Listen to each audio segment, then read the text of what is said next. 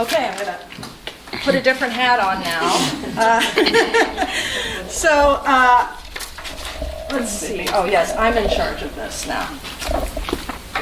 So Dr. Buchino couldn't be here today, so I'm stepping in, and she is the principal investigator for this project, Uncaged, and I am supporting her also through the Cardinal Success Program. And then we have the really leadership and support of Tasha Golden, who is a doctoral candidate in public health. And I'm going to have Tasha talk about our project, because I really think that it was the seeds that she planted, and based on the work that she's doing.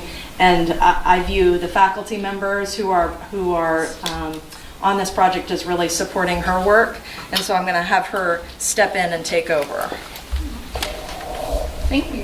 Hello, everybody. Project Uncaged is the name of a research-based trauma-informed curriculum that I've been working on for a few years for young women who are in the juvenile justice system, particularly young women who are incarcerated in the system. If you're not familiar, young women, as opposed to young men who are in the juvenile justice system, are much more likely to have trauma and abuse histories. They're also nationally mostly picked up for truancy, running away, and substance use, which are also three of the most common symptoms of abuse. But when they get taken into custody, there are rarely programs or services designed specifically for their needs. The system was designed for males, and it still functions primarily for males. And if women do receive services that are beneficial to them, it's by happenstance. It happens to serve them, but it was designed for males. So the goal of this program is to offer here in youth detention, which has not had historically has not had specific programming for girls designed for the girls that are in their care. We are working on filling that gap in programming by providing trauma-informed, gender-responsive writing workshop. It's based on research around expressive writing that talking about difficult experiences, especially when you're given plenty of choice and autonomy around what you choose to disclose in that writing, can benefit you on lots of different levels, both mental health and also improved immune function and lowered stress symptoms and things like that. So we're measuring this year the effectiveness of this workshop in youth detention services downtown. We're there twice weekly for an hour on Tuesdays and Thursdays as part of their JCPS life skills class.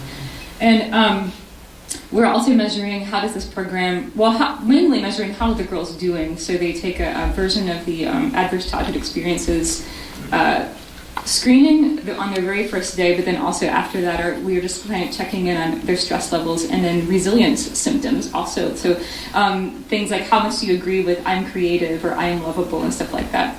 And recognizing that the changes that we might see or might not see in that are not based on this program alone, but can be based on the fact that they're in detention or getting used to being in detention or getting worse being in detention. But taking all those things into consideration, just trying to see the benefits or not, or how this is effective or not on the girls. But a big part of the work is also with our community partner, Saraband Writing Labs. So they are publishing anthologies of girls' poems on a regular basis as soon as there are enough to go into an anthology, and they're beautiful, and I have given enough of them away that I don't actually have any copies to show you. But I have a copy from another, this is not a Saraband production, but we make these beautiful books of girls' poems.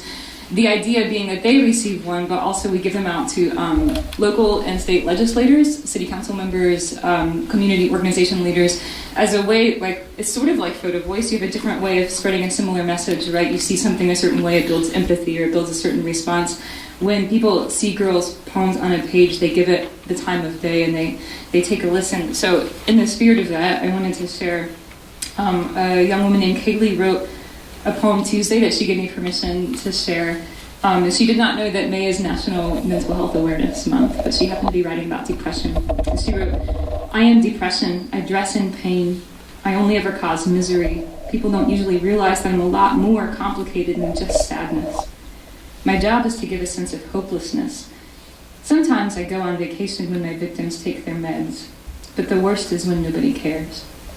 And you can see there's been a theme in their writing of whether anybody's listening or not. And sometimes I give them index cards so they can write a question or a statement that they don't want to share with everybody out loud.